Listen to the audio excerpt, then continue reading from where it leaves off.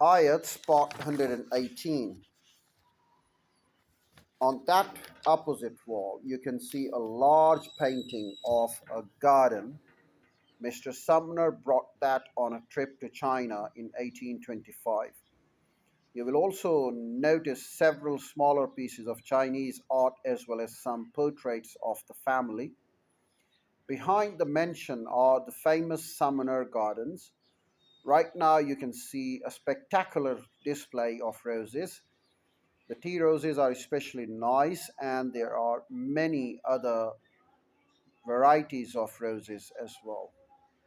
The guided tour will not continue into the garden. You can enjoy it on your own. Don't forget to stop in the cafe before you go home. You can enjoy it on your own. Don't forget to stop in the cafe. Well, you can have some tasty hot or cold tea pastries.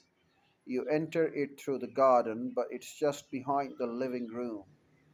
There is also a small display there of kitchen tools used in the original mansion kitchen, which I'm sure you will enjoy viewing. If you feel disoriented after walking around the garden, don't worry, remember that the parking area is just beyond the cafe, so it's a short walk back to your car. Also, please remember that the grounds close at 5 p.m. as we are still on our spring schedule.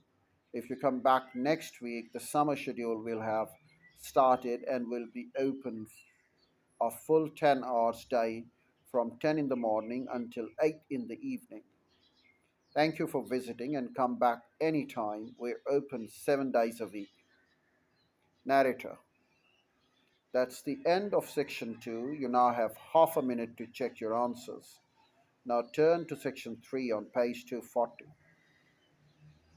Section 3, you will hear a panel discussion between the panel moderator and two panelists, Dr. Karen Eckers and Dr. Fred Williams, both transportation consultants in the first part of the discussion. They are talking about the future of public transport. First, you will have some time to look at question 21 to 26 on page 240. Now listen carefully and answer question 21 to 26. Moderator, Dr. Williams and Dr. Akers. I want to thank both of you for coming today and sharing your thoughts on the future of public transportation. Simultaneous thanks. Dr. Akers, glad to be here. Dr. Williams, thank you.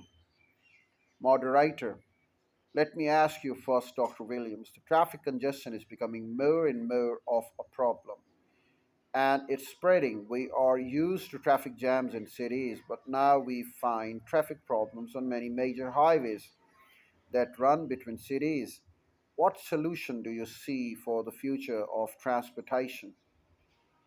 Dr. Williams.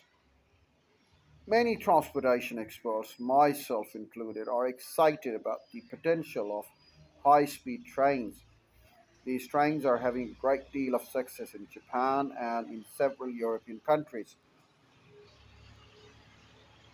Well, they have actually been around for a while, since 1964. In fact, the first high speed train was put into operation that year. Moderator. What would be the speed exactly of a high speed train? How would you define high speed train? Dr. Williams. We usually call a train a high speed train if it is capable of traveling at 200 kilometers an hour or faster. Dr. Williams. Moderator.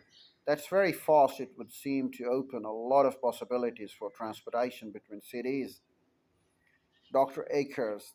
Yeah, that's right. 50 years ago or more, conventional trains were the major form of transportation between the cities. Of course, there weren't high speed trains, but nobody expected that then. The old trains provide frequent, reliable, and affordable, long distance transportation, and most people use them.